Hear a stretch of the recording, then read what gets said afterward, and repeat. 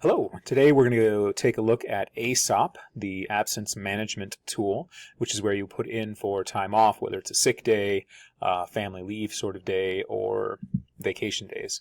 To get there, normally we would go through the Austin Public Schools website, make sure you've logged in, go to the staff tab and choose AESOP, and then there's a link that will actually get you to the same page. You can also, if you would rather, type in aesoponline.com and it will take you directly to the login page.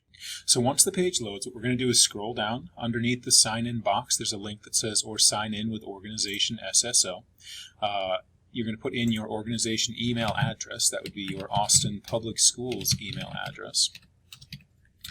Just like if you were trying to sign into something like Office 365, you'll actually come to the same exact page that you would use to sign in.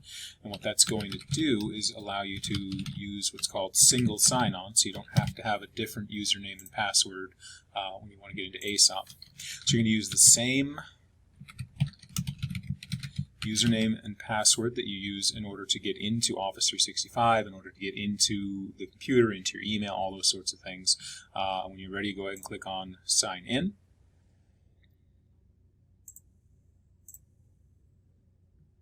And there you go.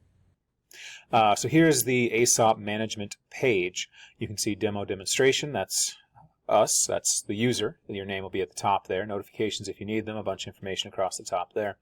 The main thing you're going to see is this calendar screen. You can click on the day that you would like to create an absence. So if we click on November 22nd, that's the day before Thanksgiving, we can click on Create Absence, which will bring us down here, and then we can see that that day is highlighted. If we made a mistake, we need to switch, we can do that. You can select multiple days, you can select 2 days with a gap in the middle. Whatever you need to do, you select the days that you want off on the calendar here, and it will automatically fill that in. So across the top now, substitute required. If you need a substitute, you need to make sure this says yes. If you don't need a substitute, make it say no. The general rule of thumb is that if your absence is going to be longer than 3 hours, you need to go ahead and say yes, you need a sub. Otherwise, you can say no. Absence reason. You have multiple options here: comp time, death in the family, floating holiday, and so on, miscellaneous days, professional leave days. If you scroll all the way down, you have sick days, employee ill, sick days, family ill. You have medical appointment options, you have vacation days. Choose the one that explains why you need the day off, and then select that one. You need to make sure that this is selected correctly so it comes out of the correct account from your days off that you have saved. Notes to administrator, you need to make sure that there are notes put in here.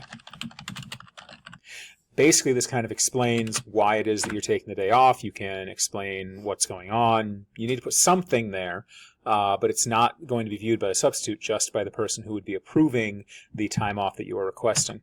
If you do need a substitute, you then can add notes here. You can even attach files. So if you have, as a teacher, a lesson plan that you'd like them to go through, you can put that file here and it will upload it so that they can access it directly. When everything is ready to go, you go ahead and click on Create Absence. We need to make sure we have selected an absence reason. Go Employee Ill, Create Absence. Gives you a confirmation number, you click OK. Now at the bottom we can actually see, here's our Create Absence. Across here you have other tabs: Scheduled Absences, Past Absences, Denied Absences.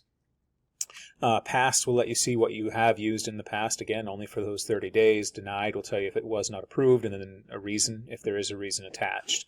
Scheduled absences, you can look and go from here. You can view details and see what you entered. That's all that information we just put in. You can edit the absence if you need to make changes, and you can delete it as well if you don't actually need it at this point. AESOP is fairly simple to use. You need to make sure you put that information in correctly. One of the nice things about AESOP is that you can actually call in to a telephone number and do all of this over the phone as well. That phone number is 1-800-942-3767.